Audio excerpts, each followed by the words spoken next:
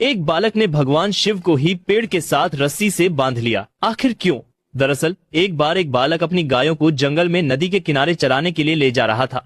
तभी उसने देखा कि एक महान संत अपनी आंखें और नाक बंद कर गहन योग साधना में लीन है। बालक थोड़ी देर तक संत को बड़े ध्यान से देखता रहा।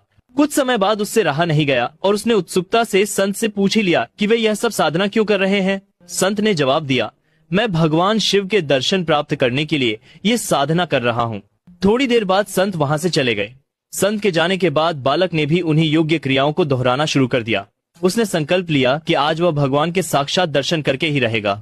बालक ने अपनी आंखें बंद कर ली और नाक को जोर से दबा लिया। सांस रुकने से उसकी प्राण निकलने की स्थिति आ गई। उधर कैलाश पर्वत पर भगवान शिव का आसन डोलने लगा। शिव जी ने ध्यान लगाया और देखा कि एक बालक उनके दर्शन की लालसा में कठोर तपस्या कर रहा है। बालक के हठ और भक्ति से प्रसन्न होकर भगवान शिव तुरंत प्रकट हो गए। वे बोले, अरे ओ बालक, बस करो, अब तुम्हारी ये तपस्या, मैं स्वयं तुम्हें दर्शन देने आया हूँ। बालक ने आंखें बंद रखते हुए ही इशारे से पूछा, आप कौन है?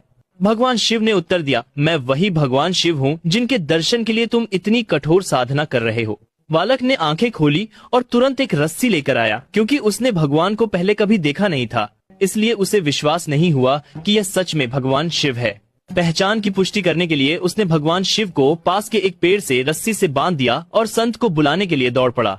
वह संत दौड़ते हुए वहाँ आए, लेकिन उन्हें वहाँ कोई दिखाई नहीं दिया। उन्होंने बालक से कहा, मुझे तो भगवान कहीं नहीं दिख रहे। तब बालक ने भगवान शिव से पूछा, प्रभु, यदि आप सच में भगवान शिव हैं तो संत को दिखाई क्यों नहीं दे रहे?